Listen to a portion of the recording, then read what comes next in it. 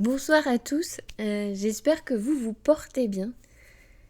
Alors j'ai pris mon temps pour réfléchir à cette vidéo suite à cette vague là qui traverse les réseaux sociaux avec ce hashtag Salcon. Parce que j'aime bien en fait regarder ce qui se joue vraiment derrière avant de me laisser déborder par ma personnalité. Si vous voulez, je prends toujours un temps pour observer ce qui se passe dans les énergies, ce qui me bouscule ou non, et c'est ce que je vais vous partager. Alors déjà, premier point, je ne me revendique pas d'un parti féministe ou anti-féministe. Je suis simplement un être humain sur Terre et je trouve que c'est déjà pas mal. Alors pourquoi je vous dis ça parce que de mon point de vue, si je me dis d'un côté ou d'un autre, c'est entretenir en fait énergétiquement l'égrégore d'un côté ou de l'autre, cette lutte, cette guerre, l'affrontement, etc., tout ce que vous voulez. Et en fait, dans ma vision, ce que j'appelle être humain, ça va bien au-delà. Et en fait, c'est ce que vous allez comprendre au fur et à mesure que je vais développer cette vidéo. Ce qui m'intéresse vraiment, c'est ce qui s'est passé énergétiquement. Pourquoi ça a remonté comme ça? Et s'il y a réaction, c'est que ça réveille quelque chose. Et en fait, c'est dans ce sens-là que je creuse en fait pour chercher en fait ce qu'il y a derrière. Donc si on regarde en fait ce hashtag Salcon, ça prend de l'ampleur. Ça a créé une certaine dynamique parce que ce n'est pas que l'événement en lui-même, c'est une remontée de toutes les violences faites aux femmes. Derrière, c'est ce que je ressens, c'est une énergie féminine qui s'exprime, qui exulte toutes ces violences, et forcément ça bouscule. C'est pas seulement la violence là, pour l'événement actuel à l'instant T, c'est vraiment la remontée de toutes ces mémoires que l'on porte. Donc, toutes ces mémoires que l'on porte en tant qu'être humain. Donc, c'est pas une question de genre. Là, que vous soyez une femme, un homme, en fait, ça va plus loin que cette scission des deux. Vous voyez ? On est vraiment sur un point de vue énergétique. Et c'est pour ça que c'est d'autant plus fort, parce que c'est le réveil de ces mémoires-là à grande échelle et d'un coup, si vous voulez, comme une claque qu'on vient se prendre dans la figure. Donc déjà, le premier point, c'est je ne suis d'aucun parti, féministe, anti-féministe. Et je complète avec un second point où je ne fais pas cette vidéo en fait pour nourrir cette guerre entre hommes et femmes, ce que l'on fait en plus depuis des années. Je pense qu'on n'a pas forcément besoin de ça en plus. Je suis plutôt dans cette idée de rassemblement. Donc du coup, je ne parle pas de genre. Parce que là, ce qui se joue, pour moi, ça va au-delà du genre. Je parle de mémoire cellulaire. Et en fait, de cette force énergétique qui se révèle et qui s'exprime derrière. Donc cette montée d'énergie, c'est une énergie très feu, mais yin. En tout cas, c'est comme ça que je la ressens. Et donc, elle va s'exprimer chez certains par de la colère. Et donc, les propos seront des propos qui résultent de l'expression de cette colère. Pour d'autres, ça va s'exprimer sous forme de force. Une énergie, en fait, qui va redonner du courage, de la confiance en soi et se mettre en mouvement. Donc forcément, vous allez voir des gens qui vont rentrer avec cette force, ce courage dans le mouvement pour s'exprimer. Donc en fait, vous allez voir les gens réagir, vous allez voir ces actions. Vous voyez, c'est plutôt le côté énergétique, moi, qui m'intéresse, c'est qu'est-ce qui se passe en nous, autour de nous, à travers nous, et du coup, comment ça peut s'expanser au monde. Alors après, vous pouvez être d'accord ou pas d'accord sur ce ressenti, les choses, vous pouvez les voir absolument différemment, c'est tout à fait ok. Mais du coup, voilà comment je ressens les événements. Et si vous voulez, c'est la remontée de ces mémoires, de ces violences faites aux femmes, et donc corrélée à ces injustices passées, en fait, qui remontent. Et en fait, je suis plus sensible et sujette à ça.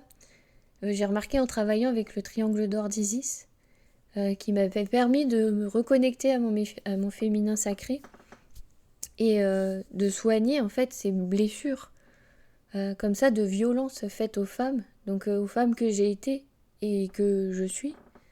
Donc je parle sur plusieurs temporalités. Et aussi avec Sekhmet également. Vous voyez, c'est une énergie feu yin, mais je la vois plutôt comme une force de vie. C'est plutôt... c'est pas un feu destructeur, dévastateur, vous voyez. C'est plutôt un feu qui va être purificateur. C'est pas détruire pour détruire, c'est pas pour tout casser. C'est pour purifier, nettoyer, donc forcément ça passe par le feu, donc c'est assez violent, mais c'est, on va dire, dans le bon sens des choses. Donc il est plutôt là en fait pour tout balayer. Et en fait, si nous on arrive collectivement à l'utiliser en fait à bon escient, je pense qu'on peut après ramener un peu plus de paix. Donc du coup là, mon message il se veut plutôt optimiste parce que je me dis que la société peut aller dans le sens de tout brûler en fait ce qui va pas, de nettoyer tout ça et de reconstruire après sur des bases plus saines. Alors effectivement, si je regarde ce côté-là en fait d'un point de vue énergétique, ce que je ressens derrière ce hashtag Salcon, du coup j'adhère à ce mouvement énergétique d'énergie yin, de feu yin, et je le dis, du coup je suis une Salcon. Alors dans tout ça, je ne me leurre pas. Je vous l'avais déjà dit dans mes podcasts, nous sommes dans une société duelle. Donc on aura toujours ce côté pour, ce côté contre. Il va y avoir encore des camps. De toute façon, ça, c'est un principe humain. On est venu sur Terre pour expérimenter ça, donc va falloir s'y faire. À chaque fois, on retrouvera en fait ces schémas. Mais ce qui est bien à ce moment-là, c'est de se voir ce qui se joue en nous, pour nous, à l'intérieur de nous, ce qui nous bouscule. Ça m'arrive assez souvent de croiser des personnes qui me disent dans ce camp-là ou celui-là. Alors c'est pas tout à fait vrai parce que je vais toujours en fait au-delà. Je regarde surtout d'un point de vue humain. Parce que je vous l'ai dit en fait en début de vidéo, je me définis en tant qu'être humain. Et c'est plutôt dans le sens qu'est-ce qui s'accorde avec ce que je considère comme mes valeurs humaines importantes. C'est pas je prends un parti parce que je prends ce parti dans son ensemble. En plus, généralement, je trouve que c'est impossible. Parce que chaque système est imparfait. Donc je préfère regarder plutôt à quelle valeur je peux m'accorder avec cette situation particulière. Avec quoi je suis d'accord, avec quoi je donne crédit à dans cette situation particulière. Plus que le parti dans son ensemble. Je vais prendre un exemple. Avec société patriarcale, matriarcale. Donc ce que j'essaie de faire comprendre aux personnes avec qui j'en discute, donc c'est souvent des hommes, c'est que cette société patriarcale, c'est vraiment, on place une personne au pouvoir, et dans ce pouvoir, il y a cette idée en fait de domination, de contrôle et d'écrasement des autres. Du coup, on l'associe souvent aux hommes, avec un petit H. Donc pourquoi parce que c'est une énergie masculine. Et dans nos sociétés, c'est représenté par un homme. Et c'est comme ça qu'on a construit notre société. Est-ce que c'est forcément réservé aux hommes ? Non. Mais en tout cas, dans la pensée collective, on a cet amalgame. Et donc quand je dis que je suis plus pour une société matriarcale, forcément les hommes réagissent et ils me disent ah bah oui, toi tu veux une femme au pouvoir qui écrase les hommes. Et non, parce que là on est toujours dans un système patriarcal. C'est juste on place une femme ou même des femmes au pouvoir qui vont écraser les autres. Il y aura toujours ce système de domination-écrasement dans les énergies. Donc en fait, peu importe le genre, c'est pour ça que je vous dis ça, parce que c'est toujours une énergie de domination. Du coup, si on regarde notre société, il y a beaucoup de personnes là actuellement qui se déclarent non-genrées non-binaires. Et d'ailleurs, ça en énerve plus d'un aussi. Alors je sais pas si vous vous êtes déjà posé la question en fait, mais pourquoi ? Alors bien peut-être, mais bon, ça reste qu'une hypothèse, c'est mon avis, c'est mon point de vue. C'est peut-être pour nous faire regarder en fait ce système masculin, féminin, homme-femme, et peut-être arrêter de penser qu'une énergie masculine correspond à un homme, une énergie féminine correspond à une femme.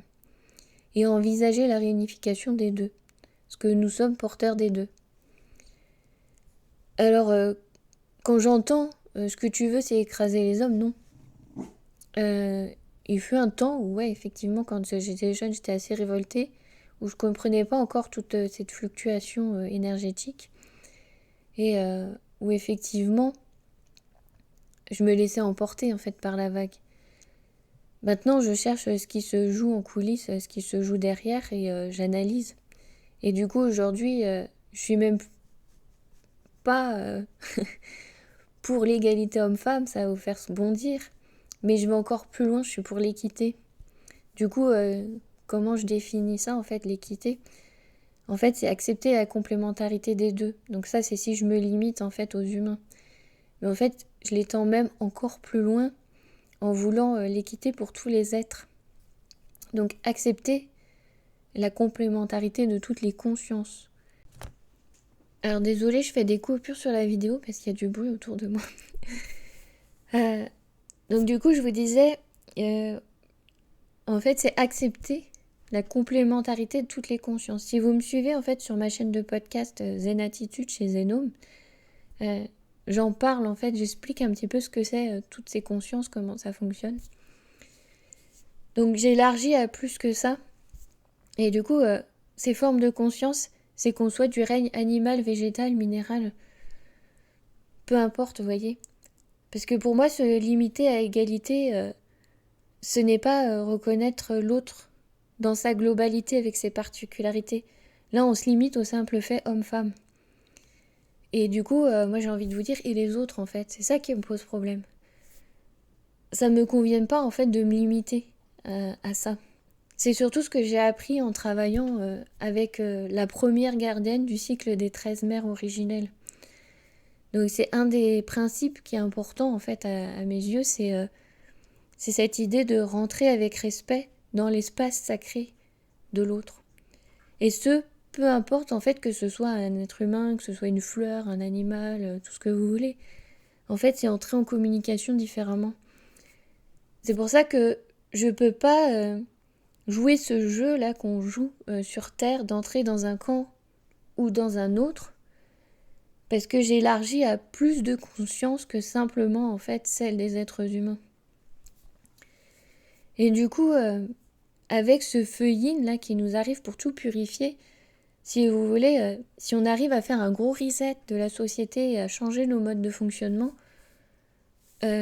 si seulement on pouvait en fait en profiter pour surfer sur cette vague énergétique et pour prendre cet élan, pour effectuer ce changement, on pourrait justement retirer toutes ces merdouilles en fait que l'on traîne. Hein.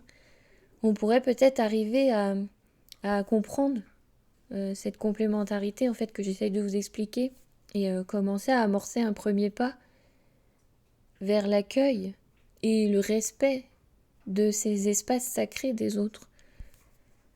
Donc pour moi en fait ce que je vois c'est que on peut profiter de cette vague énergétique pour amorcer tout ça. Alors pour répondre maintenant à l'affaire en question, en fait il y a eu un non-lieu, donc ça veut dire pas de procès. Alors je me dis encore au-delà de il est coupable, il est innocent, en fait je regarde les faits. La victime, ce qu'elle a subi, là je me dis n'importe qui humainement de sensé ne souhaite pas et ne peut pas souhaiter ça à quiconque. Cette femme a été violentée, elle a des séquelles. Personne d'humain ayant un cœur ne peut tolérer ça. Pour moi, c'est indiscutable. En fait, je ne reviendrai pas là-dessus. Pour moi, c'est déjà insoutenable de penser que c'est possible. Mais alors aussi de cautionner... Pour moi, ouais, c'est non. Hein. Alors, je dis ça en tant qu'humain, vous voyez. C'est pas en tant que parti féministe ou autre. Parce que c'est juste là mon cœur d'humain, en fait, qui parle. Ensuite aussi, personnellement, je me demande... Mais pourquoi en fait? Pourquoi la justice n'a pas rendu le verdict? Qu'est-ce qui s'est passé? Et je pense que tout le monde, en fait, nous sommes en droit de nous poser cette question. Pourquoi? Pourquoi ce non-lieu? Après, le reste, ce qu'on peut trouver sur les réseaux, ce ne sont que des spéculations. Mais en attendant, n'importe qui d'humain se pose cette question. Vous voyez, j'envisage ça un peu plus comme une question de logique. Et forcément, face à ça, c'est normal qu'il y ait des personnes qui trouvent que c'est injuste. Et c'est normal de remettre en question ce qui s'est passé. En fait, ça vient réveiller tous ces traumas d'injustice. C'est ce que je vous parlais en début de vidéo. Donc après, jeter la pierre à ces personnes, pour moi, c'est vraiment manquer d'humanité. Et malheureusement, c'est un constat sociétal que j'ai depuis longtemps. Nous manquons d'humanité. Donc, pour moi, ce sentiment d'injustice, il est plutôt légitime dans cette affaire.